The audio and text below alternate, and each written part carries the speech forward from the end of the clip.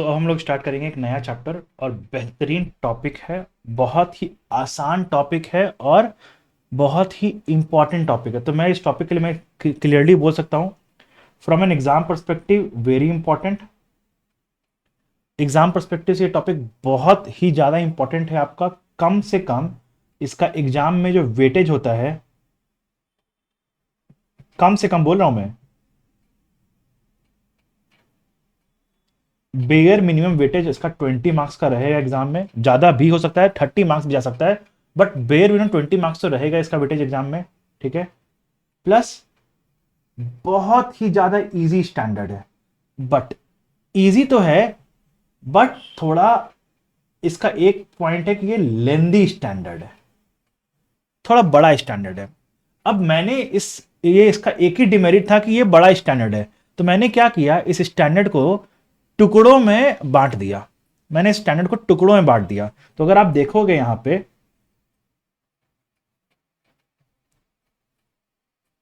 Capsule में, चलो financial instruments का।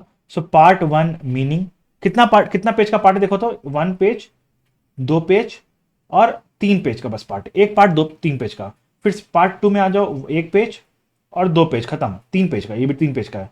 पार्ट थ्री 1 पेज और 2 पेज खत्म।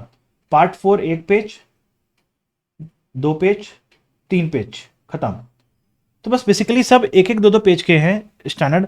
बहुत ही आसान स्टैंडर्ड है और इंटरेस्टिंग, सबसे बड़ा बात इंटरेस्टिंग स्टैंडर्ड है। और उससे भी इंपॉर्टेंट बात है, जब आप क्वालिफाई करोगे सीए, तो ये स्टैंडर्ड मार्केट में बहुत कम लोगों को आता है। अगर आपको ये स्टैंडर्ड अच्छे से आया, तो आपका वैल्यू बनेगा, इंपॉर्टेंस बनेगा, एक स्टेटस बनेगा। ठीक है। तो ये स्टैंडर्ड को अच्छे से सीखो, बहुत मजा आने वाला है। This standard will create a difference. Okay. बहुत ही मजेदार है, बस थोड़ा सा लेंदी है, बस इतना सा ही इसका पॉइंट है। और कोई भी इसका नेगेटिव में अगर कोई बोला जाए तो इसका यही है कि ये थोड़ा सा लेंदी स्टैंडर्ड है, और कुछ भी नहीं है, और कुछ भी नहीं है। और बहुत ही मजेदार स्टैंडर्ड है, लेकिन हर एक मोमेंट पे आपको पढ़ के ना कुछ नया सीखने मिलेगा।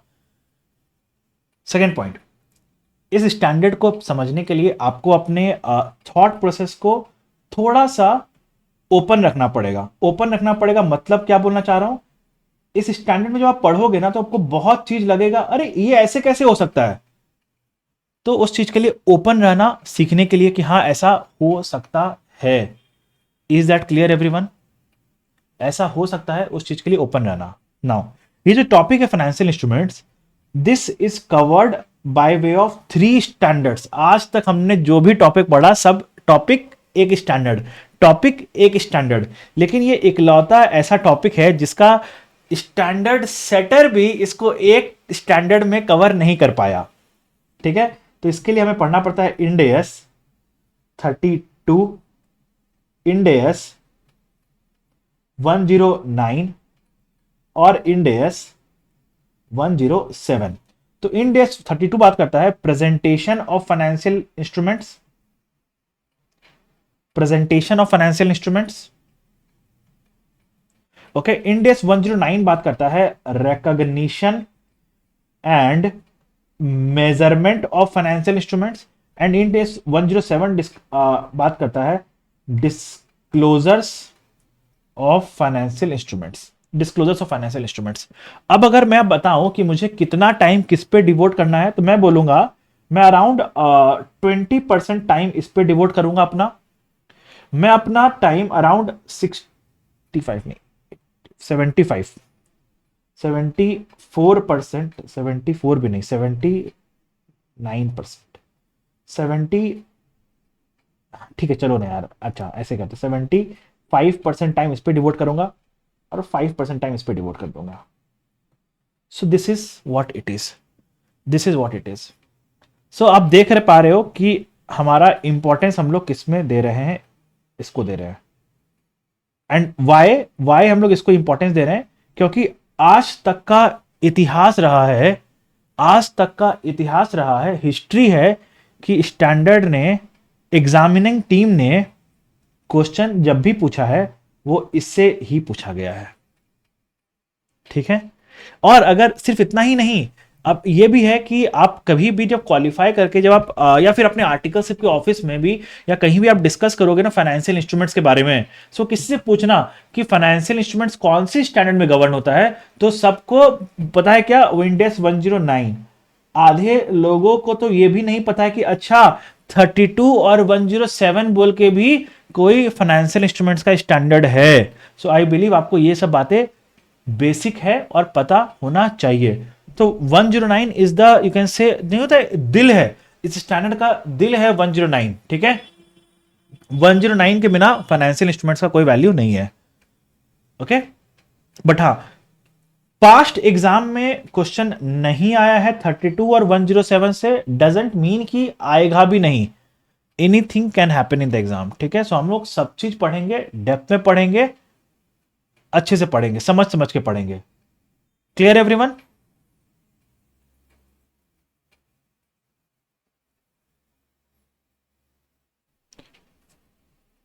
ना इस स्टैंडर्ड में हमें अराउंड, जहां तक मुझे लगता है, हम लोग अराउंड 10 क्लासेस, मेरे हिसाब से, जैसे आज मैंने असेसमेंट कर रहा था तो अराउंड मुझे लगता है कि 7 क्लासेस में हो जाना चाहिए।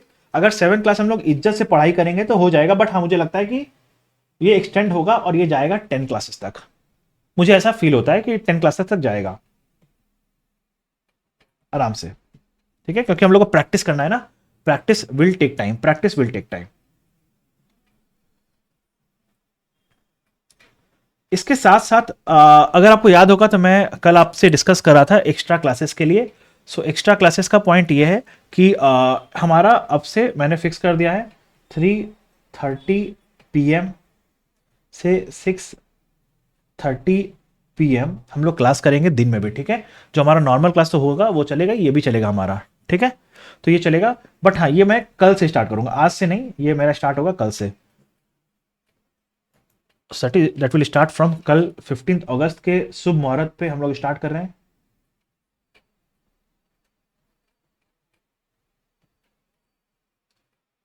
ओके, नाउ तो हम लोग स्टार्ट करते हैं अपना फाइनेंशियल इंस्ट्रूमेंट्स का चैप्टर। फाइनेंशियल इंस्ट्रूमेंट चैप्टर को स्टार्ट करने के पहले मैं एक बेसिक बता देता हूं। दो जो मैं अभी बोलूंगा, मैं बाद में माइट भी सेकेंड क्लास में जाके इस अपने अपने ही स्टेटमेंट से मैं कॉन्ट्राडिक्ट करूंगा, लेकिन फिर भी आज के लिए आप एक बात समझ लो कि फाइनेंशियल इंस्ट्रूमेंट्स क्या होता है। फाइनेंशियल इंस्ट्रूमेंट्स और कुछ नहीं होता है, ये होता है आपका मॉनेटरी इंस्ट्रूमेंट्स।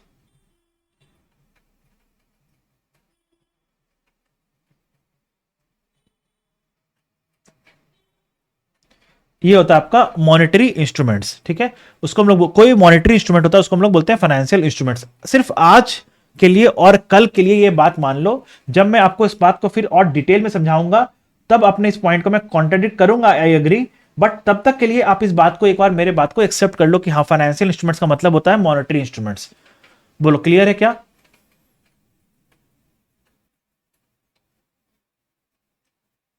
ठीक है ना। कुछ कुछ टर्म्स जो मैं आपके साथ इस फाइनेंशियल इंस्ट्रूमेंट्स के चैप्टर में डिस्कस करने वाला हूंगा, वो होगा आपका फाइनेंशियल असेट मतलब मॉनेटरी असेट, वो होगा आपका फाइनेंशियल लायबिलिटी मतलब मॉनेटरी लायबिलिटी, इक्विटी इंस्ट्रूमेंट मतलब इक्विटी कैपिटल। इक्विटी इंस्ट्रूमेंट मतलब इक्विटी कैपिटल जो होता है ना, उसको बोलते हैं इक्विटी इंस्ट्रूमेंट। इसको बोलते हैं इक्विटी कैपिटल जो होता है, उसको हम लोग बोलते हैं इक्विटी इंस्ट्रूमेंट। बोलो क्लियर है क्या? बेसिक समझ में आ रहा है ये है क्या? बस इतना समझ, मैं डेप्थ में सब चीज को समझाऊंगा, बट मेरा इंटेंट ये है कि मैं आपको थियोरी से लेके प्रैक्टिकल पे लेके ना जाऊं, मैं प्रैक्टिकल से थियोरी पे लेके जाऊं। तो मैं आपको क्वेश्चंस कराऊंगा, क्वेश्चंस के थ्रू आपको थियोरी पे लेके समझाऊंगा। तो उस क्वेश्चंस को कराने के लिए मेरे को बेसिक चीजें आपको पहले पता होने चाहिए कि फाइनेंशियल एसेट मतलब बेसिकली मतलब मॉनेटरी एसेट। जैसे आपने लोन दिया है तो that is a financial asset, आपने लोन लिया है that is a financial liability, ठीक है। आपने इक्विटी शेयर्स इशू किया है so that is a equity instrument. आपने किसी कंपनी का इक्विटी शेयर्स परचेज किया है, बताओ तो वो क्या होगा? आपने किसी कंपनी का इक्विटी शेयर्स को परचेज किया है, बताओ वो क्या होगा? मैं जब बोलूं क्या होगा तो मुझे बस इन तीनों वर्ड में एक बात बताओ। आपने किसी कंपनी का इक्विटी शेयर परचेज किया है, इन तीनों में से कौन सा होगा बताओ? जब आप परचेज करते हो तो आपका इन्वेस्टमेंट हुआ, तो वो आपका असेट हुआ ना। इक्विटी का मैंने क्या बोला? इक्विटी कैपिटल हुआ। मैं बोला आपने परचेज किया है तो वो आपके लिए असेट हुआ ना, तो फाइनेंशियल असेट बन जाएगा ना।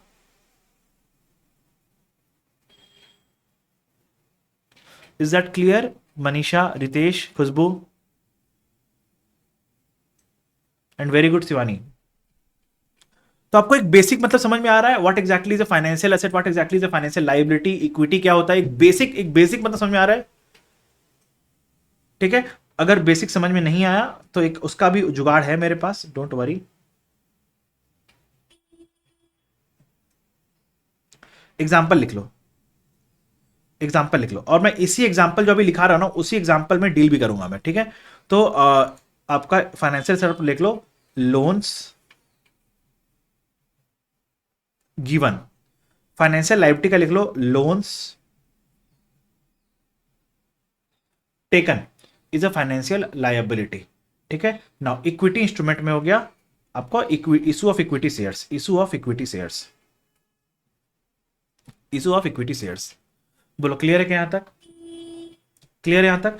अब एक दो टर्मिनोलॉजी और पढ़ाने हैं मुझे, वो भी पढ़ा देता हूं। Come on tell me. देखो एक बात समझो, फाइनेंशियल असेट और फाइनेंशियल लायबिलिटी और इक्विटी। फाइनेंशियल एसेट में क्या कर रहे हो आप? इन्वेस्टमेंट कर रहे हो किसी चीज में, राइट? फाइनेंशियल एसेट मतलब आप किसी में इन्वेस्टमेंट कर रहे हो, ये आपका एक असेट है, ये आपका एक असेट है, जिस मतलब आप उस असेट में आप किसी और कंपनी में कोई इन्वेस्टमेंट कर रहे हो। Investment can be in any form, it can be in the form of fixed deposits, term deposits, shares of another company आपने परचेज किया है, डिबेंचर्स परचेज किया है, right? Convertible debentures, non convertible debentures, कुछ भी परचेज किया आपने, debentures purchase किया है, बॉन्ड्स परचेज किया है। आप परचेज कर रहे हो, आप परचेज कर रहे हो, आप इन्वेस्टमेंट कर रहे हो, आपने म्यूचुअल फंड्स परचेज किया, आपने कोई भी बॉन्ड्स परचेज किया, राइट? तो आप इन्वेस्टमेंट कर रहे हो, तो आपका हो गया फाइनेंशियल असेट। फाइनेंशियल लायबिलिटी मतलब क्या हो गया? कंपनी फंड्स ले रही है, फंड्स का इनफ्लो आ रहा है, कंपनी फंड्स ले रही है, फंड्स का इनफ्लो आ रहा है। अब इक्विटी में भी क्या होता है? कंपनी फंड्स ले रही है, फंड्स का इनफ्लो हो रहा है, कंपनी फंड्स ले रही है और फंड्स का इनफ्लो हो रहा है, इसमें फंड्स का आउटफ्लो हो रहा है, इसमें फंड्स का आउटफ्लो हुआ। तो मैं बोला अगर फंड्स का आउटफ्लो हो रहा है और वो आपका इन्वेस्टमेंट के लिए आउटफ्लो हो रहा है, इन्वेस्टमेंट के लिए आउटफ्लो हो रहा है, तो वो हो गया आपका फाइनेंशियल असेट। और अगर ये मॉनेटरी है तो ये हो गया फाइनेंशियल असेट। ठीक है। बट आपका अगर ये फंड्स का इनफ्लो हो रहा है और ये मॉनेटरी इन द नेचर है, ये मॉनेटरी इन द नेचर है, ये मॉनेटरी इन द नेचर है, तो बताओ आप कैसे आइडेंटिफाई करोगे कि ये फाइनेंशियल लायबिलिटी है या इक्विटी है? बताओ what is the basic difference between a liability and a equity? Can anyone tell me the basic difference between liability and equity? बताओ ना, what is the basic difference between liability and equity? Come on guys tell me, liability और equity के बीच में basic difference क्या है? बचपन से पढ़ते आए हो, बताओ।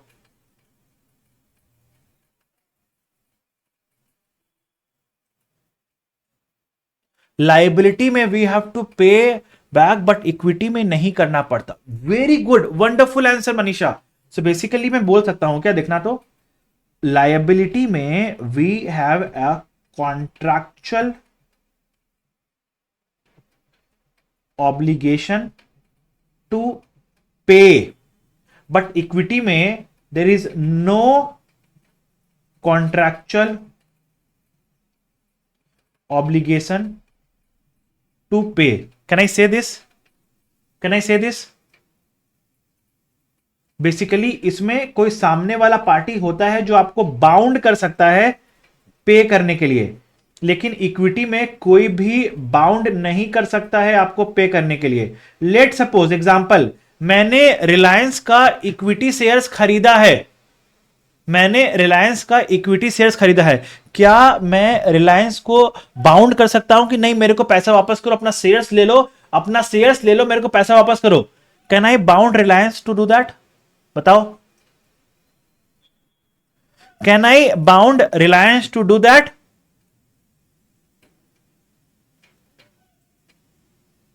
गाइस लॉजिकली आंसर तो गलत हो तो कोई दिक्कत नहीं है, आप गलत होने के डर से आंसर मत दो।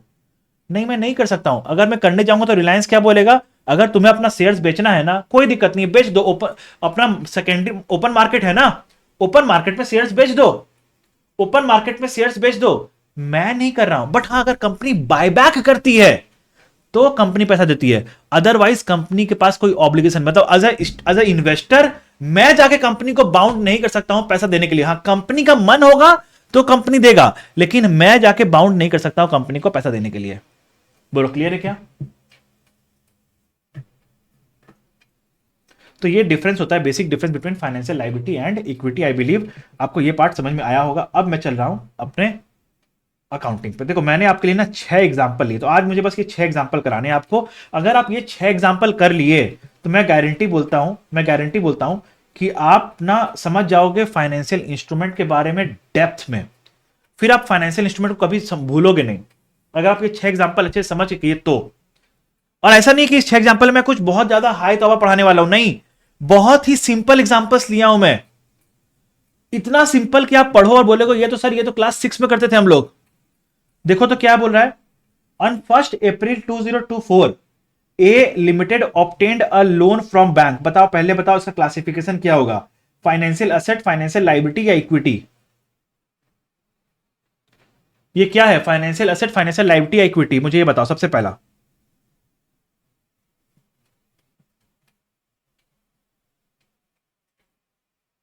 Financial liability. क्यों ये फाइनेंशियल लायबिलिटी क्यों है, ये फाइनेंशियल लायबिलिटी क्यों है? बिकॉज क्योंकि हमने बैंक से लोन लिया है ना, बैंक से लोन लिया है ना, तो अब इसमें क्या बताओ क्या क्या कंपोनेंट्स आता है? आप जब भी बैंक से लोन लोगे तो उसमें क्या क्या कंपोनेंट्स आता है? प्रिंसिपल का कंपोनेंट आता है और इंटरेस्ट का कंपोनेंट होता है। बताओ हाँ या ना? उसमें प्रिंसिपल का कंपोनेंट होता है और इंटरेस्ट का कंपोनेंट होता है। बोलो हाँ या ना? बोलो गाइस। नाउ कितना का लोन लिया? 1 लाख का, 3 साल के लिए लोन लिया, interest at the rate of 10% per annum, loan is fully repayable at the end of 3rd year. क्या मैं इस पेमेंट को अवॉइड कर सकता हूं? क्या मैं इस पेमेंट को अवॉइड कर सकता हूं? नहीं कर सकता हूं। मतलब इसमें और इसमें दोनों ही केस में क्या हो गया, there is a contractual obligation to pay, and that's the reason why this is called as financial liability, why this is called as financial liability। अब इसका अकाउंटिंग कैसे करोगे? बोला इंटरेस्ट रेट 10% पर एनम है, 3 साल के लिए लोन लिया है, तो बताओ तो इसका लोन का अमोर्टाइजेशन शेड्यूल बनाओ तो।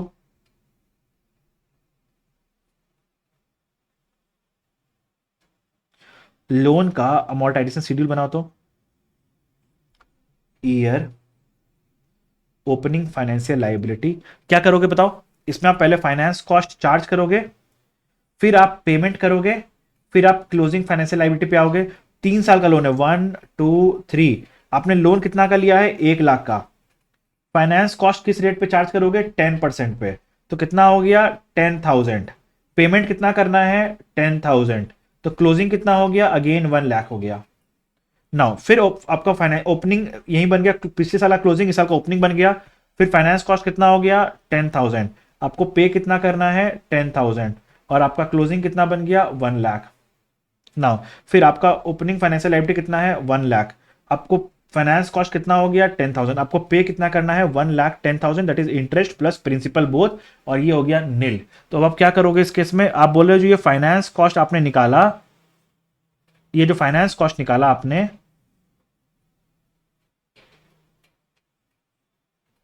ये कहां जाएगा बताओ तो? ये जाएगा P&L में। ठीक है, ये जो आपने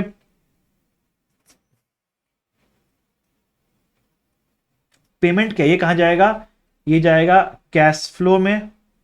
और जो आपका क्लोजिंग फाइनेंशियल लायबिलिटी आया ये कहां जाएगा, ये कहां जाएगा, ये जाएगा आपका बैलेंस शीट में। बोलो क्लियर है क्या,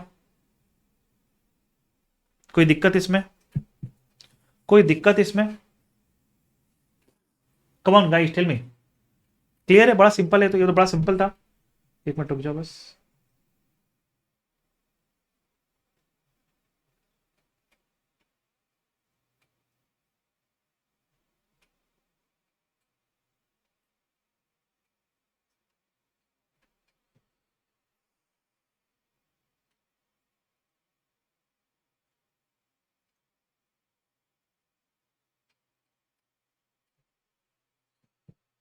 अब फिर क्या हो रहा है, अब इसी एग्जांपल को थोड़ा मॉडिफाई करते हैं, इसी एग्जांपल को थोड़ा मॉडिफाई करते हैं। आ जाओ, क्या बोल रहा है, ए लिमिटेड ने लोन लिया है बैंक से 1 लाख का।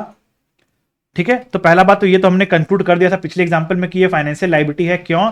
क्योंकि प्रिंसिपल एंड इंटरेस्ट को पे करने का आपके पास कॉन्ट्रैक्चुअल, आपके ऊपर एक कॉन्ट्रैक्चुअल ऑब्लिगेशन टू पे है, इसलिए ये आपका फाइनेंशियल लायबिलिटी है। अब क्या बोल रहा है यहां पे, देखना क्वेश्चन को, थोड़ा समझना क्वेश्चन को।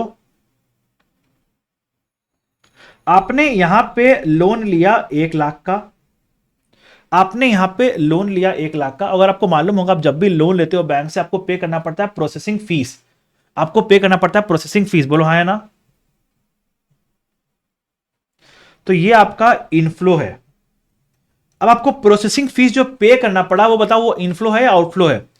आपने लोन लिया 1 लाख का, आपको प्रोसेसिंग फीस पे करना पड़ा, ये इनफ्लो है या आउटफ्लो है? Processing fees outflow. कितना का आउटफ्लो हुआ? 3000 का। और क्या बोल रहा है, और क्या बोल रहा है, आपका इंटरेस्ट रेट 10% है, 3 साल का लोन है, 1 2 3। तो आपको यहां पे इंटरेस्ट पे करना पड़ेगा 10,000, यहां पे इंटरेस्ट पे करना पड़ेगा 10,000, यहां पे इंटरेस्ट पे करना पड़ेगा 10,000, और यहां पे आप लोन को रिपे कर दोगे 100,000। अब बताओ यहां पे हम लोग अकाउंटिंग कैसे करें, यहां पे हम लोग अकाउंटिंग कैसे करें, अब मुझे बताओ। आपका लॉजिक क्या बोलता है मुझे ये बताओ, आपका लॉजिक क्या बोलता है मुझे ये बताओ बस। होना क्या चाहिए मुझे तो मतलब नहीं, मुझे तो चाहिए कि आपका लॉजिक क्या बोलता है।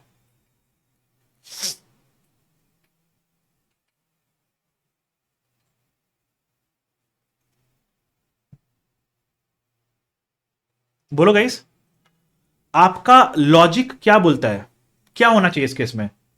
हम लोग फाइनेंस कॉस्ट 10,000 10,000 10,000 रिकॉर्ड कर लेते हैं, और 3,000 यहां पे प्रोसेसिंग फीस लगा है हमारा, तो इसको भी पीएनएल में डाल देते हैं। ये बोलता है कि आपको लॉजिक बताओ तो। हम लोग सीए फाउंडेशन में कैसे पढ़ के आए बताओ तो। सीए फाउंडेशन में एक टॉपिक था ना डिबेंचर्स, सीए फाउंडेशन में एक टॉपिक था ना डिबेंचर्स, राइट? तो उसमें हम लोग क्या बोलते थे, उसको फाइनेंशियल लायबिलिटी रिकॉर्ड करेंगे। और एक होता था उसी में एक टॉपिक था discount on issue of debentures, उसको हम लोग क्या करते थे, उसको हम लोग ओवर द टर्म में अमोर्टाइज कर देते थे, राइट? तो यहां भी तो वही करेंगे। अब करेंगे तो वही, लेकिन डिफरेंट स्टाइल से करेंगे। क्या डिफरेंट स्टाइल है पता है?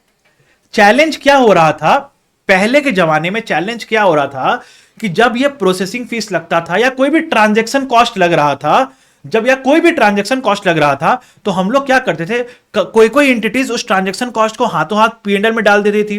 कोई एंटिटीज क्या करती थी कि उस ट्रांजैक्शन कॉस्ट को over the term of the loan straight line method में पीएनएल में ट्रांसफर करती, मतलब 1000 1000 1000। दूसरी एंटिटीज क्या कर रही थी, इस प्रोसेसिंग फीस को in the ratio of outstanding balance of loan में ओवर द टर्म में अमोर्टाइज कर रही थी। So different entities were following different methods for this 3000 का अकाउंटिंग। बताओ कोई स्टैंडर्डाइजेशन रह गया था क्या, कोई स्टैंडर्डाइजेशन रह गया था क्या? नहीं, राइट?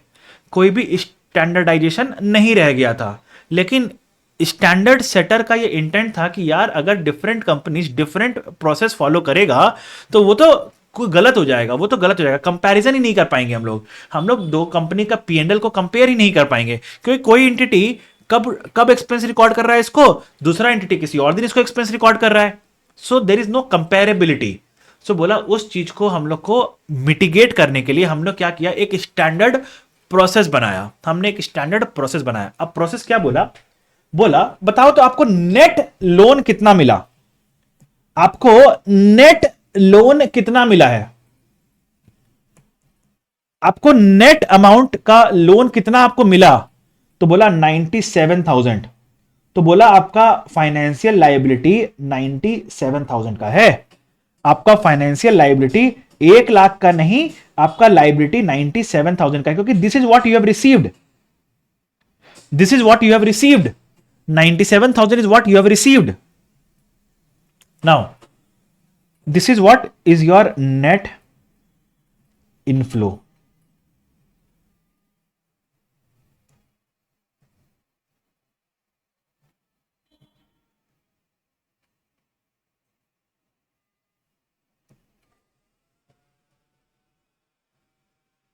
और इस कॉन्ट्रैक्ट में दिस इज योर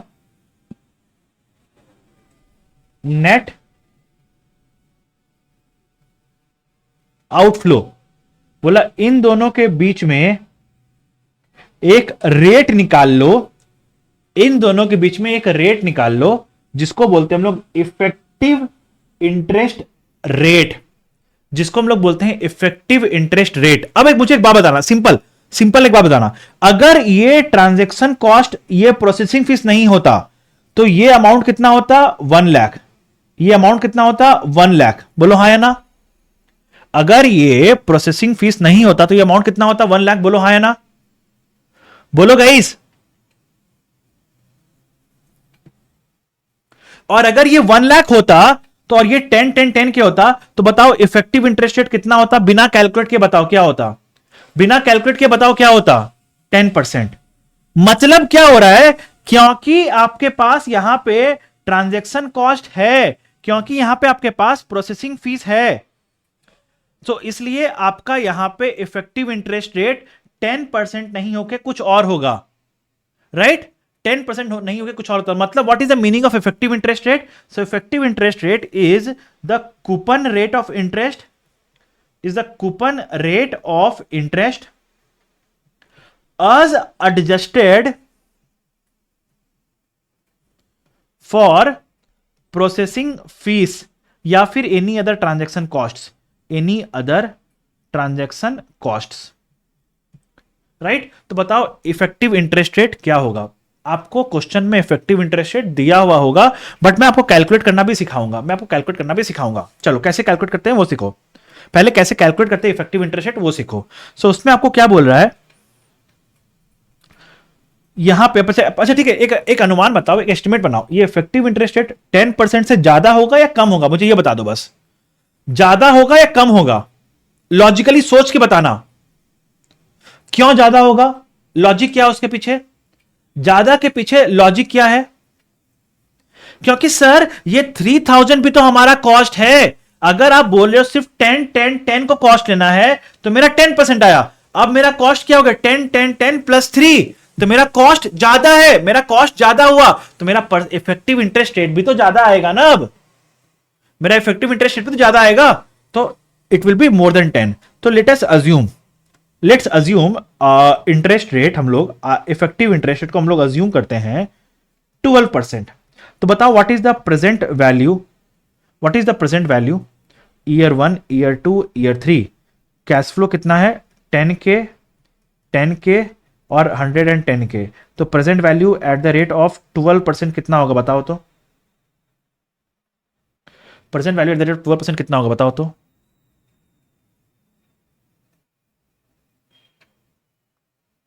आउटफ्लो का, ये आउटफ्लोज है, तो बताओ प्रेजेंट वैल्यू कितना होगा। मुझे अमाउंट बता दो प्लीज, मुझे अमाउंट बता दो प्लीज। 95196।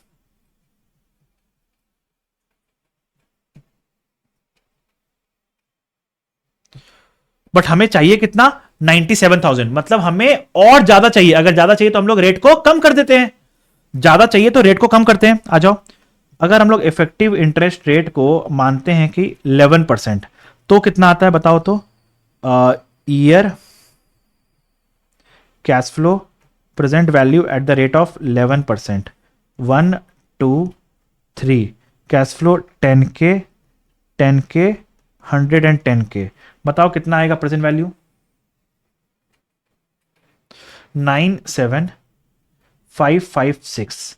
अब क्या बोल रहे हैं कि अगर हम लोग ले रहे हैं 12%, तो आ रहा है 95196। अगर हम लोग ले रहे हैं 11%, तो आ रहा है 97556। ना हमें 9516 चाहिए, ना हमें 97556 चाहिए, हमें चाहिए कितना? 97,000। इसका बीच का अमाउंट चाहिए। तो क्या होगा ये इफेक्टिव इंटरेस्ट रेट? इसको मान लो x परसेंटेज, इसको मान लो x percentage. Can you calculate the value of x? तो कैसे करोगे? इंटरपोलेशन से कैलकुलेट कर लो। कैसे होता है इंटरपोलेशन? देखो तो, x minus 12, this minus this, divided by आप इसको कर लो, this minus this, 12 minus 11 is equal to, अब यहां पे वैसे करो, this minus this divided by this minus this, 97,000 minus 95196 divided by 95196 minus 97556। बताओ, calculate the value of x, calculate the value of x। 97,000 minus 95196, 97,000 minus 95196 is equal to 1804 divided by 95196 minus 97556 is 2360। Negative आ गया, ठीक है। तो कितना हो गया? 1804 divided bye 2360 is 76,477। 12 divided by minus 0.77 is 11.23%। बोलो clear है क्या? इफेक्टिव इंटरेस्ट रेट निकालने आ गया आपको? इफेक्टिव इंटरेस्ट रेट निकालने आ गया आपको? अब बना लो लोन का अमोर्टाइजेशन शेड्यूल। लोन का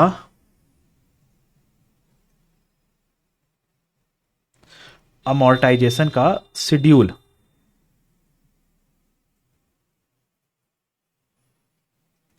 लोन अमोर्टाइज शेड्यूल कैसे बनेगा?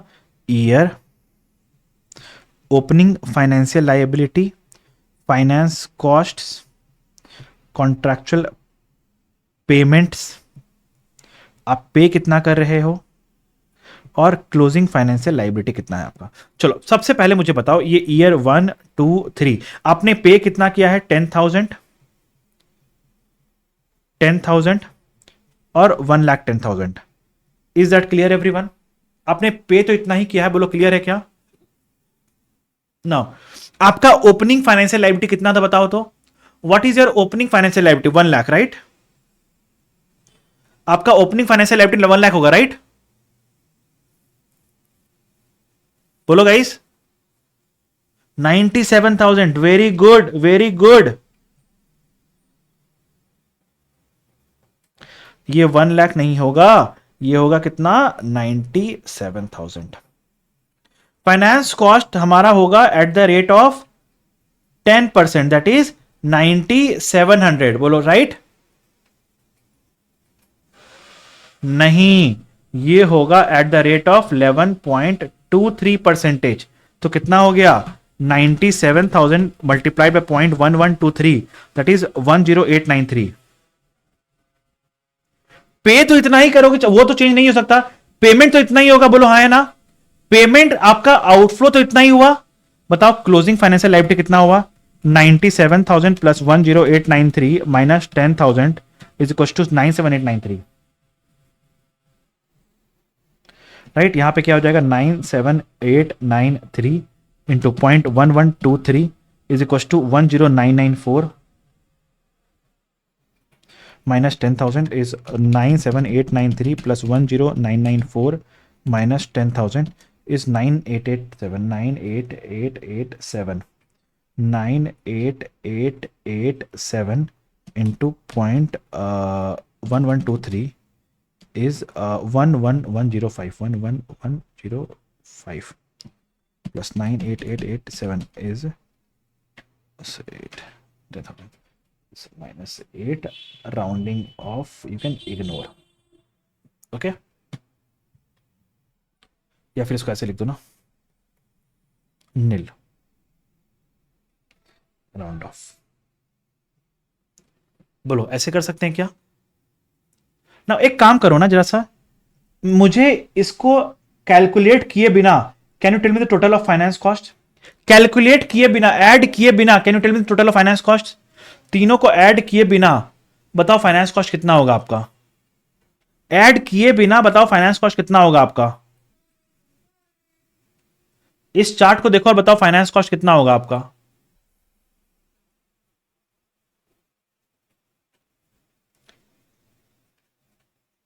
$10,000, 10,000, 10,000, 3,000, 33,000, राइट? अब ऐड करके चेक करो तो उतना आ रहा है क्या? ऐड करके चेक करो तो उतना आ रहा है क्या? 10893 प्लस 10994 प्लस 11105 आ रहा है क्या? उतना आ रहा है ना?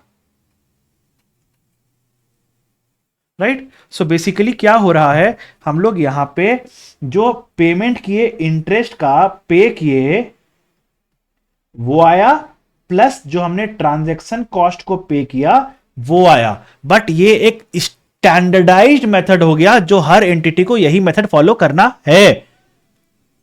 तो ये gives a comparability, understandability to the financial statements. बताओ ये समझ में आया? ये तरह से का ये समझ में आया तरीका? देखो एग्जाम में इफेक्टिव इंटरेस्ट रेट आपको कैलकुलेट करके देगा, मैंने भी कैलकुलेट करके दिया था आपको, ठीक है, बट मुझे सिखाना भी था। हम लोग सब चीज कैलकुलेट करके देगा, इसका मतलब ये नहीं है कि हम लोग कैलकुलेट करना जाने नहीं। देगा अच्छी बात है, लेकिन हमें आना भी चाहिए कैलकुलेट करना। बोलो क्लियर है क्या? Is that clear everyone?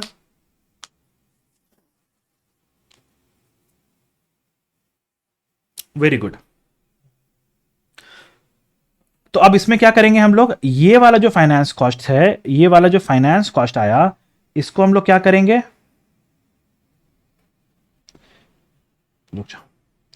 ये जो फाइनेंस कॉस्ट आया आपका,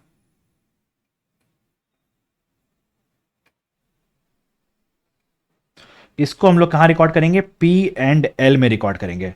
ये जो आपने पेमेंट किया इसको कहां रिकॉर्ड करेंगे हम लोग? कैश फ्लो में। और ये जो क्लोजिंग आया इसको कहां रिकॉर्ड करेंगे हम लोग? बैलेंस शीट में।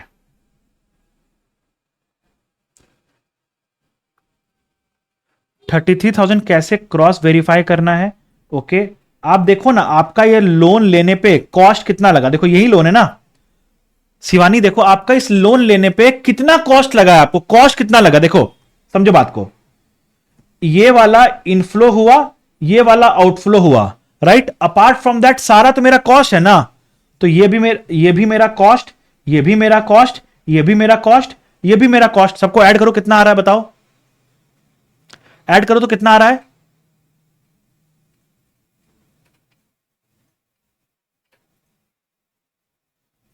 क्लियर शिवानी? क्लियर? सो आपको समझ में आया क्या? देखो मैं जो भी एग्जांपल ले रहा हूं ना, हर एग्जांपल के पीछे मेरा एक कंक्लूजन है, क्रक्स है। तो क्या क्रक्स है वो समझो। एग्जांपल 1 के पीछे मुझे यह समझाना था आपको कि अगर कॉन्ट्रैक्चुअल ऑब्लिगेशन टू पे होता है तो वो आपका बनता है फाइनेंशियल लायबिलिटी। एग्जाम्पल 2 के पीछे मुझे यह समझाना था कि अगर ट्रांजैक्शन कॉस्ट इन्वॉल्व होता है तो हम लोग क्या लेते हैं? इफेक्टिव इंटरेस्ट रेट यूज करते हैं टू कैलकुलेट फाइनेंस कॉस्ट। ऐसे नहीं, हम लोग फाइनेंस कॉस्ट कैलकुलेट करने के लिए इफेक्टिव इंटरेस्ट रेट लेते हैं, ठीक है? इसका कंक्लूजन यह भी था कि अगर ट्रांजैक्शन कॉस्ट एग्जिस्ट नहीं करता है, अगर ट्रांजैक्शन कॉस्ट एग्जिस्ट नहीं करता है तो effective interest rate is equals to coupon rate. बोलो क्लियर है क्या? बोलो क्लियर है क्या? ये दोनों एग्जाम्पल 1 और एग्जाम्पल 2 से मुझे आपको ये दोनों सिखाना था क्या आप ये वाला बात सीख चुके हो? मैं थर्ड एग्जांपल की तरफ चलूं क्या? मैं थर्ड एग्जांपल की तरफ चलूं क्या?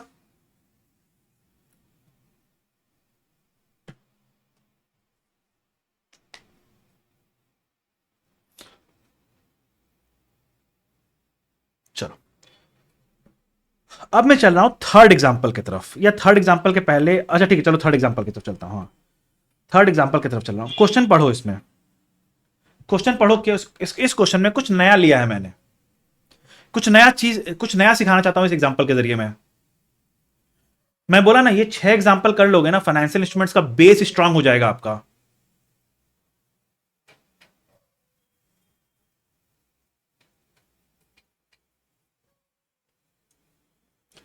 क्या बोल रहा हूं? ए लिमिटेड ने लोन लिया है 1 अप्रैल 2024 को, ठीक है? कितना का लोन लिया? 1 लाख का, 3 साल के लिए लोन लिया। तो लोन का नाम सुनते ही आप क्या बोल दिए यहां पे? ये हो गया फाइनेंशियल लाइबिलिटी। लेकिन ये जमाना गया, ये जमाना गया जब हम लोग बोलते थे कि लोन तो फाइनेंशियल लाइबिलिटी होता है, debentures financial liability, debentures liability होता है, इक्विटी कैपिटल ही इक्विटी होता है। बोला वो जमाना गया अब आपका। यहां पे डिबेंचर्स भी इक्विटी बन सकता है, यहां पे बैंक लोन भी इक्विटी बन सकता है। मतलब हम लोग पहले के जमाने में किसी भी इंस्ट्रूमेंट का लीगल फॉर्म देखते थे टू क्लासिफाई कि ये इक्विटी है या ये लायबिलिटी है। उसका लीगल फॉर्म क्या है? डिबेंचर्स है। अच्छा, डिबेंचर्स तो मेरा लायबिलिटी है, इसको लायबिलिटी बोलो। अच्छा, इक्विटी कैपिटल है तो इसको इक्विटी बोलो। अच्छा, प्रेफरेंस कैपिटल है, इसको इक्विटी बोल दो। अच्छा, बॉन्ड्स है, इसको लायबिलिटी बोल दो। क्या हम कॉन्ट्रैक्ट पढ़े क्या उसका? नहीं, just by the name of the instrument हम अपने माइंड में ये नोशन बना लिए कि ये फाइनेंशियल लायबिलिटी है या इक्विटी। क्या बोलते हैं इसको? इसको बोलते हैं लीगल फॉर्म देख के बताना। लेकिन अब मैं बोल रहा हूं, अब जमाना बदल गया है, अब जमाना बदल गया है। नए जमाने के अकॉर्डिंग हम लोग लीगल फॉर्म से नहीं जाते हैं, हम लोग जाते हैं सब्सटेंस ऑफ द कॉन्ट्रैक्ट पे। इस जमाने में आप जब इक्विटी शेयर्स इशू कर रहे हो सकता है वो भी लायबिलिटी बन जाए, या ऐसा भी हो सकता है कि जो आप डिबेंचर्स इशू कर रहे हो वो भी इक्विटी कैपिटल बन जाए। Anything is possible, anything is possible.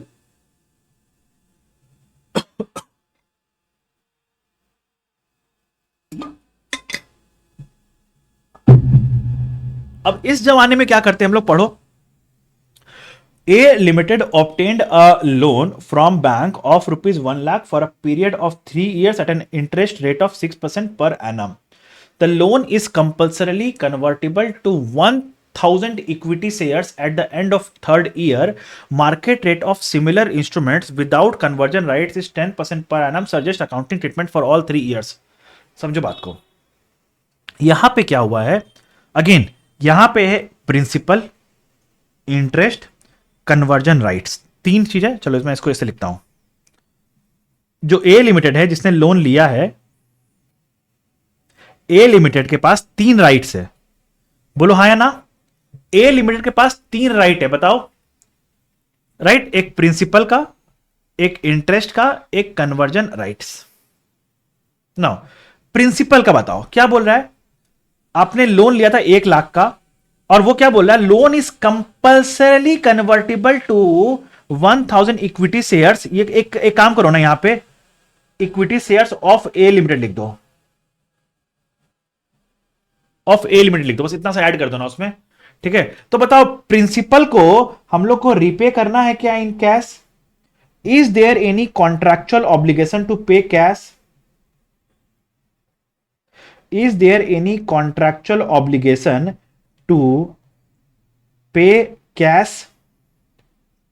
बोलो, क्या कोई contractual obligation to pay cash है क्या मेरे पास? बोलो। प्रिंसिपल के लिए नहीं, मेरे को तो पे कैश पे करना ही नहीं है। No, there is no contractual obligation to pay cash. तो क्या है? तो बोल रहा है यहां पे कॉन्ट्रैक्चुअल ऑब्लिगेशन तो है, कॉन्ट्रैक्चुअल ऑब्लिगेशन तो है, but it is to issue fixed number of equity shares, या फिर चलो फिक्स नंबर में नहीं लिखता हूं, इशू इक्विटी शेयर्स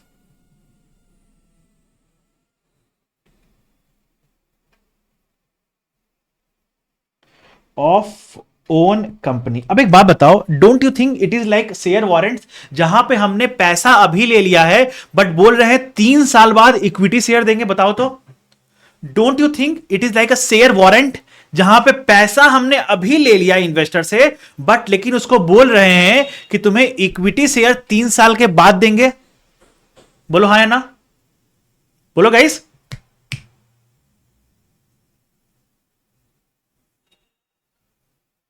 अब शेयर वारंट का क्लासिफिकेशन क्या होता है, इक्विटी या लायबिलिटी? शेयर वारंट्स का क्लासिफिकेशन क्या होता है, इक्विटी या लायबिलिटी? बोलो,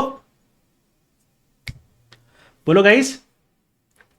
शेयर वारंट्स लायबिलिटी होता है, शेयर वारंट्स लायबिलिटी होता है।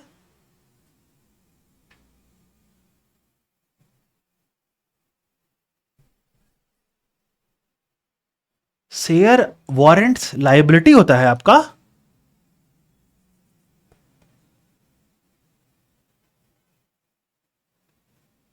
Okay, let me tell you then. समझो बात को, यहां पे क्या बोल रहा है स्टैंडर्ड, यहां पे क्या बोल रहा है स्टैंडर्ड, समझो बात को, समझो बात को। स्टैंडर्ड यहां पे बोल रहा है कि क्योंकि आपको पैसा मिल गया है और इसमें आपका कोई भी कैश पे करने का ऑब्लिगेशन नहीं है,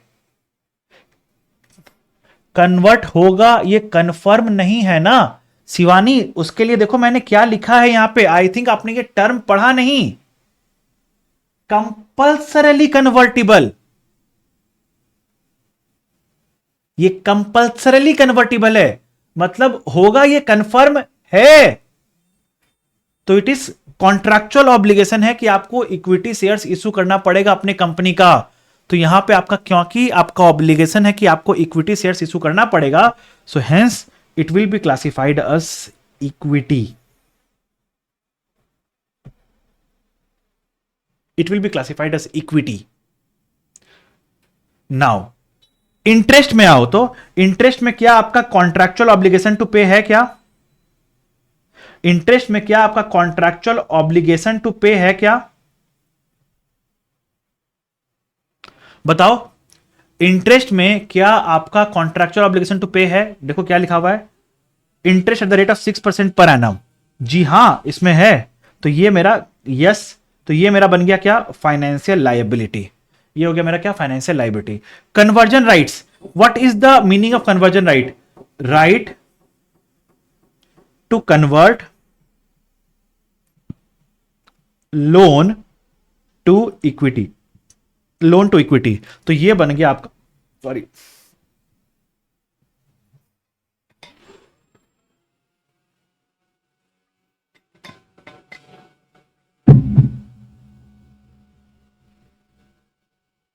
तो ये बन गया आपका इक्विटी।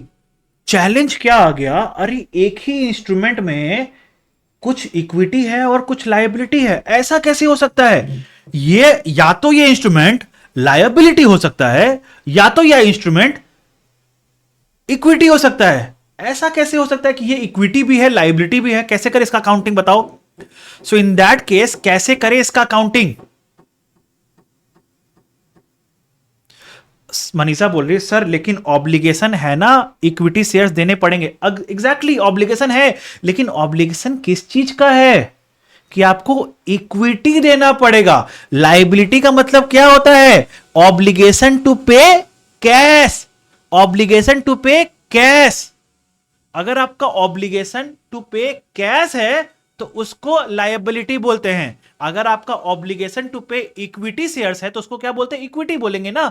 जैसे लेट सपोज, एक एग्जांपल देता हूं, आपने आपने इन आईपीओ में पैसा लगाया, राइट? लेट सपोज आपने आईपीओ में किसी भी कंपनी के इनिशियल पब्लिक ऑफरिंग में पैसा लगाया, तो आपने कंपनी को पैसा दिया, कंपनी को आपने पैसा दिया, राइट? कंपनी जब आपका अलॉटमेंट को कंफर्म कर देता है उसके बाद क्या होता है, कंपनी आपको पैसा वापस करेगा क्या? नहीं, कंपनी के ऊपर भी कॉन्ट्रैक्चुअल ऑब्लिगेशन है to give shares to you, right? तो कंपनी उसको क्या बोलेगा, उसको कंपनी इक्विटी क्लासिफाई करता है। कंपनी उसको इक्विटी क्लासिफाई करता है प्रोवाइडेड वो कंपल्सरीली कन्वर्टिबल हो, कंपल्सरीली पे इक्विटी देना होगा, राइट। तो यहां पे मैं क्या बोल रहा हूं, यहां पे क्या बोल रहा हूं, since it is compulsorily convertible. देखो आपके ही क्वेरी को रिजॉल्व करने के लिए मेरा नेक्स्ट एग्जांपल जो है ना वो क्या है, देखो तो मेरा नेक्स्ट एग्जांपल है ऑप्शनली कन्वर्टिबल। मैं जान रहा हूं का क्वेरी कहां पे आके आप फंसोगे, इसलिए मैं उस चीज को भी एड्रेस करने के लिए ले रखा हूं। सेम क्वेश्चन है, बस मैंने यहां पे टर्म चेंज किया, ऑप्शनली कन्वर्टिबल। तो मैं जान रहा हूं फंसोगे वहां पे, इसलिए मैंने वो एग्जांपल भी ले रखा हूं। तो बस समझो यहां पे, क्योंकि ये कंपल्सरीली कन्वर्टिबल है, there is no such option कि होगा नहीं होगा, नो सच ऑप्शन। तो यहां पे ये कंपल्सरी कन्वर्टिबल है, तो हम लोग मतलब कन्वर्ट होगा ही होगा। अगर ये कन्वर्ट होगा ही होगा तो हम लोग क्या बोलेंगे कि ये आपका इक्विटी है। बताओ क्लियर है क्या वाला पार्ट। अब आपको ये क्लासिफिकेशन क्लियर हुआ क्या, ये इक्विटी, ये एफएल, ये इक्विटी, ये क्लासिफिकेशन क्लियर है everyone? Come on guys tell me, ये क्लासिफिकेशन क्लियर है एवरीवन? नाउ अब कम्स द क्वेश्चन कि हम लोग इस इंस्ट्रूमेंट को रिकॉग्नाइज कैसे करेंगे। एग्जैक्टली रितेश, कंपनी को आज के दिन पता है कि शेयर्स ही देना है मुझे, तो ये शेयर्स ही है, आपका इक्विटी ही है, पैसा मिला है शेयर्स देने के लिए, ठीक है। नाउ अच्छा ठीक है, चलो बस एक बहुत ही आउट ऑफ द कॉन्टेक्स्ट बात कर रहा हूं। आपने सुना होगा ना, आपने ये बात सुना होगा ना कि कंपनी अपने एम्प्लॉयज को इसॉप्स देती है, स्टार्टअप कंपनी अपने एम्प्लॉयज को इसॉप्स देती है। पता है वो इसॉप्स यहीं दिया जाता है, ऐसा ही इसॉप्स का नेचर यही होता है। उस इसॉप्स का नाम होता है कंपल्सरीली कन्वर्टिबल इक्विटी शेयर्स या डिबेंचर्स, कंपल्सरी कन्वर्टिबल डिबेंचर्स। तो वो अभी तो लाइबिलिटी होता है, लेकिन 3 साल तक अगर कंपनी इंप्लॉयज मेरे कंपनी में रहा तो वो इक्विटी बन जाता है, ठीक है। चलो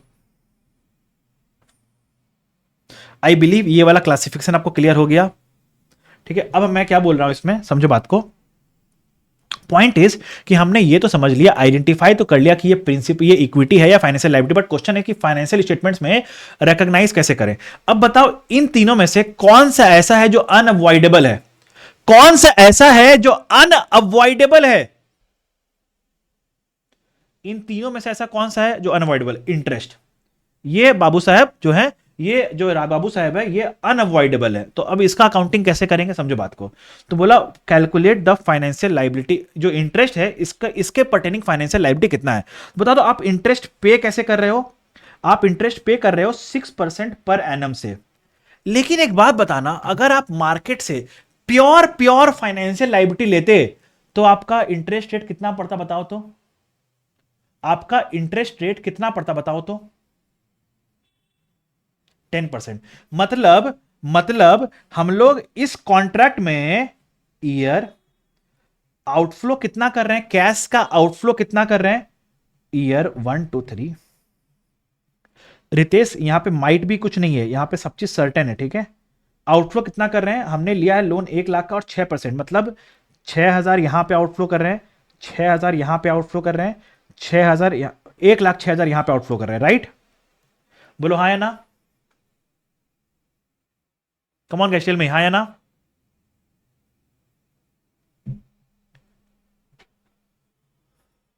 बोल दो गाइस।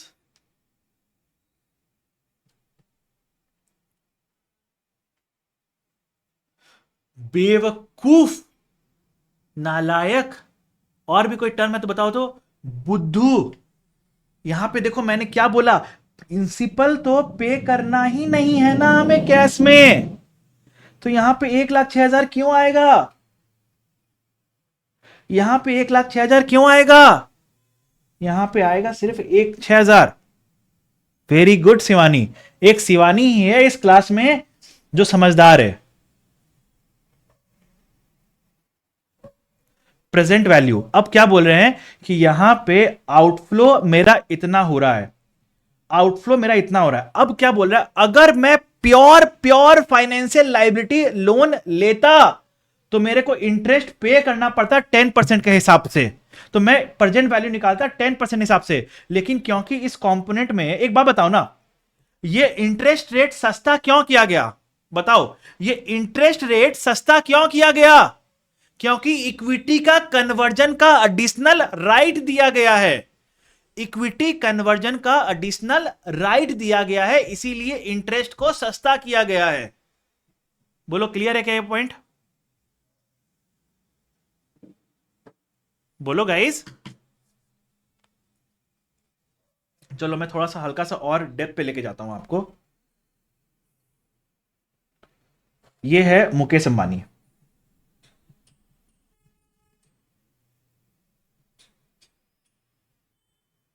ये है बैंक। ठीक है ना, मुकेश अंबानी ने बैंक से लोन लिया। लोन कितना का लिया?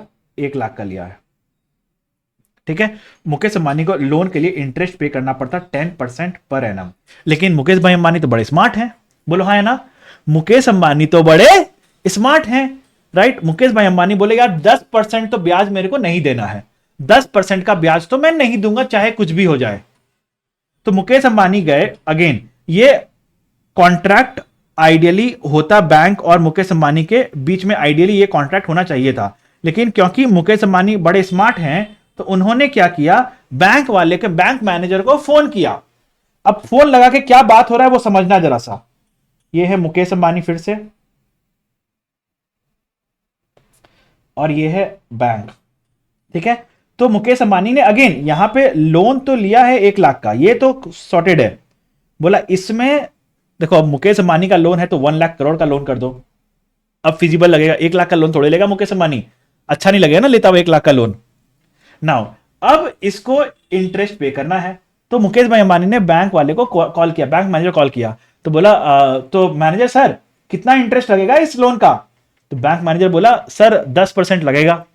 ओके, तो मुकेश भाई अंबानी फिर क्या बोलते, और आपको पता है आप मेरे कंपनी का शेयर्स देख रहे हो कि नहीं, मेरे कंपनी का शेयर्स का प्राइस कैसे ऊपर भाग रहा है, आप देख रहे हो कि नहीं? तो बैंक मैनेजर बोलता है हाँ सर देख रहे हैं, बड़ा जल्दी जल्दी ऊपर भाग रहा है, और ये चीज तो मेरे को बड़ा हम लोग सब ही इन्वेस्ट कर रखे हैं आपके कंपनी के शेयर्स में। तो मैं बोला तो मुकेश भाई अंबानी क्या बोलते बैंक को, तो एक ऐसा काम करो ना, मैं आपको ये आपको ना एक राइट देता हूं एडिशनल, चलो आप तो आपसे तो मेरा दोस्ती हो गया है, मैं आपको एक राइट दे देता हूं, मैं आपको एक राइट दे देता हूं कि आप इस लोन को ना 1000 शेयर्स में कन्वर्ट कर लेना। तो बैंक मैनेजर सोच रहा है अच्छा, आज लेट सपोज अगर आज इस शेयर का, इसका शेयर का दाम है 100, इसका शेयर का दाम है लेट सपोज 100। बैंक मैनेजर सोच रहा है अच्छा, ये 3 साल के बाद इसका दाम जिस स्पीड से बढ़ रहा है, 3 साल के बाद इसका वैल्यू तो बढ़ के कम से कम 150 हो जाएगा, और 1 लाख का लोन दिया, इंटरेस्ट जो आएगा वो तो आएगा ही, एडिशनली 1.5 लाख रुपया मेरे पास आ जाएगा, 1.5 लाख आ जाएगा। राइट, बैंक मैनेजर के मन में लड्डू फूटा, बैंक मैनेजर के मन में लड्डू फूटा। अब जैसे ही मुकेश भाई अंबानी ने देखा कि अच्छा बैंक मैनेजर पिघल रहा है, मुकेश भाई अंबानी ने तुरंत अपना दूसरा पासा फेंका और बोला कि देखो इसमें तो आपको मालूम ही है कि ये फायदा हो रहा है आपका, तो एक काम करो ना यार, ये इंटरेस्ट रेट को 10% को कम करके मेरा भी थोड़ा फायदा करा दो यार, 6% कर दो, 10% को कम करके 6% कर दो। बताओ यही अरेंजमेंट हुआ होगा, बताओ यही अरेंजमेंट हुआ होगा, come on tell me guys, ये वाला ही अरेंजमेंट हुआ होगा। समझ में आ रहा है आपको? ये स्टोरी लाइन समझ में आया ना आपको? अब एक बात बताओ, तो इस स्टोरी लाइन से हमें यह तो समझ में आ गया कि इस कॉन्ट्रैक्ट में 3 चीज है, एक है प्रिंसिपल, एक है इंटरेस्ट, एक है कन्वर्जन राइट। और प्रिंसिपल आपका इक्विटी है, कन्वर्जन राइट आपका इक्विटी है, बट इंटरेस्ट आपका फाइनेंशियल लायबिलिटी है। नाउ अब हमें इस इंस्ट्रूमेंट को ब्रेक करना है 2 पार्ट्स में। प्योर इक्विटी कितना है, प्योर इक्विटी का वैल्यू कितना है, और प्योर फाइनेंशियल लायबिलिटी का वैल्यू कितना है। तो हम लोग क्या बोल रहे हैं, कैसे ब्रेक करें? तो बोला है कि पहले बताओ कि फाइनेंशियल लायबिलिटी में आपका आउटफ्लोज कितना हो रहा है। तो ये प्योर फाइनेंशियल लायबिलिटी है, ये प्योर फाइनेंशियल लायबिलिटी है, बोलो हाँ या ना, बोलो गाइस, ये आपका प्योर फाइनेंशियल लायबिलिटी है। तो हम लोग क्या बोलेंगे, प्योर फाइनेंशियल लायबिलिटी में बोलेंगे present value of pure financial liability cash flows using pure financial liability discount rate will give me the value of pure financial liability. बोलो हाँ या ना, प्योर फाइनेंशियल लाइबिलिटी का कैश फ्लो कितना है, pure financial liability का discount rate कितना है, तो प्रेजेंट वैल्यू निकाल लो, that will give you the value of pure financial liability. बोलो हाँ या ना, बोल दो गाइस। बोला जो भी बचा बैलेंसिंग फिगर बन जाएगा आपका इक्विटी, बैलेंसिंग फिगर बन जाएगा आपका इक्विटी, क्योंकि इक्विटी तो एनीवेज बैलेंसिंग फिगर ही लेते आया है ना, इक्विटी तो हमेशा एनीवेज बैलेंसिंग फिगर ही लेते आया है ना। लाइबिलिटी फिक्स्ड लेता है बट इक्विटी रेसिडुअल वैल्यू लेता है, ये बात मालूम है ना आपको। लाइबिलिटी फिक्स्ड लेता है, आपने सी इंटर में पढ़ा होगा ना लिक्विडेशन वाला चैप्टर, उसमें क्या बोले थे, पहले हम लोग लाइबिलिटी वाले को पे करते हैं, लाइबिलिटी को पे करते हैं, लाइबिलिटी को पे करते हैं, लाइबिलिटी को पे करते हैं, फिर जो बचा उसको इक्विटी को डिस्ट्रीब्यूट कर देते हैं, राइट। तो पहले लाइबिलिटी को पे करो, जो बचा इसको इक्विटी में ले लेंगे।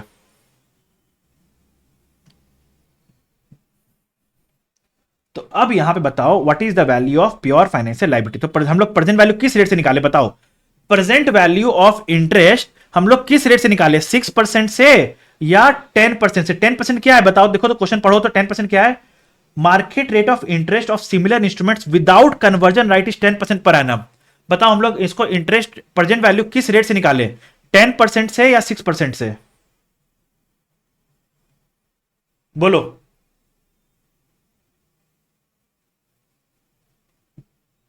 लॉजिकली सोच के बताओ मुझे क्या आंसर होगा, 10% या 6%।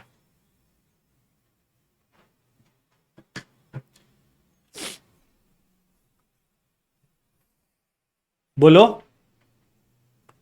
प्योर फाइनेंशियल लाइबिलिटी का इंटरेस्ट रेट क्या है बच्चों, प्योर फाइनेंशियल लाइबिलिटी का इंटरेस्ट रेट क्या है, 10%, राइट। तो हम लोग प्योर फाइनेंशियल लाइबिलिटी का इंटरेस्ट रेट दैट इज 10% से निकालेंगे, नॉट 6%। ओके, तो बताओ प्रेजेंट वैल्यू कितना आ रहा है, बताओ प्रेजेंट वैल्यू कितना आया, come on tell me. Exactly बताओ कितना आ रहा है,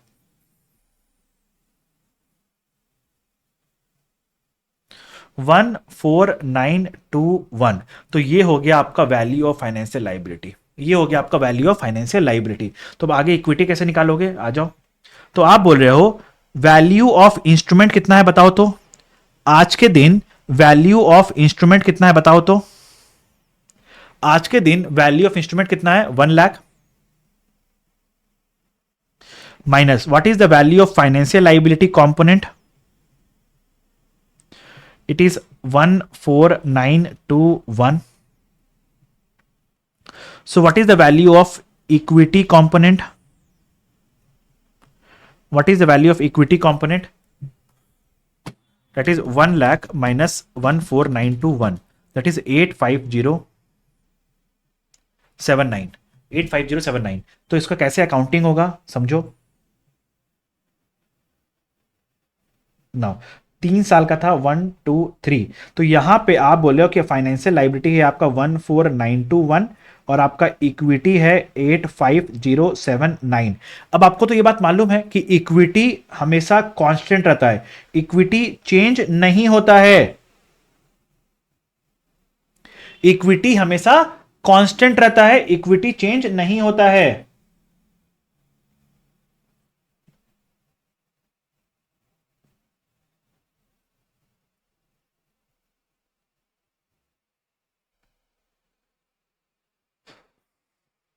बट फाइनेंशियल लाइबिलिटी बदलते रहता है। क्या बोलेंगे बताओ, यहां पे मेरा फाइनेंस कॉस्ट कितना रिकॉर्ड करोगे बताओ, तो फाइनेंस कॉस्ट कितना रिकॉर्ड करोगे, 10%, जिस रेट से डिस्काउंटिंग किया उसी रेट से अनवाइंड करो, फाइनेंस कॉस्ट रिकॉर्ड करोगे 1492, पेमेंट कितना करोगे, पेमेंट करोगे 6000। तो आपका क्लोजिंग फाइनेंशियल लाइबिलिटी कितना बन गया बताओ जरा सा, 14921 प्लस 1492 माइनस 6000 इज 10413। फिर यहां पे फाइनेंस कॉस्ट कितना रिकॉर्ड करोगे 1041 और पे कितना करोगे 6000। तो आपका क्लोजिंग फाइनेंशियल लाइबिलिटी कितना बन गया 10413 minus 1 sorry plus 1041 minus 6000, that comes to 5454 5454। फिर यहां पे फाइनेंस कॉस्ट कितना हो गया 545 और अपने पे कितना कर दिया 6000। तो फाइनेंशियल लाइबिलिटी बचा कितना, नील।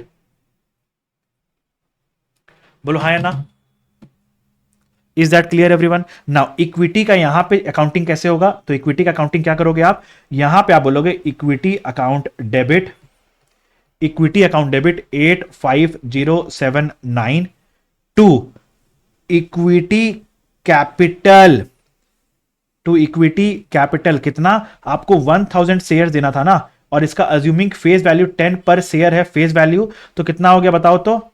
ये हो गया 10,000 आपका इक्विटी कैपिटल में, रिमेनिंग कहां चला गया? सिक्योरिटीज प्रीमियम में चला गया 75079। बोलो क्लियर है क्या? Is this accounting clear to all of you? बोलो ना गाइस, क्लियर है क्या?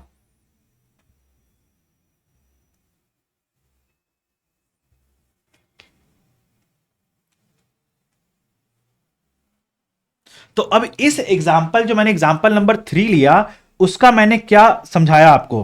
तो अगर फिर से मैं क्रक्स बता रहा हूं, क्रक्स इस एग्जाम्पल नंबर 3 से मुझे यह बताना था, इस एग्जाम्पल नंबर 3 से मुझे यह बताना था, अगर आपके पास कंपल्सरली कन्वर्टिबल हो, कंपल्सरी कन्वर्टिबल हो टू इक्विटी, तो वो आपका इक्विटी होता है, वो आपका इक्विटी होता है। ठीक है, बोलो क्लियर है क्या?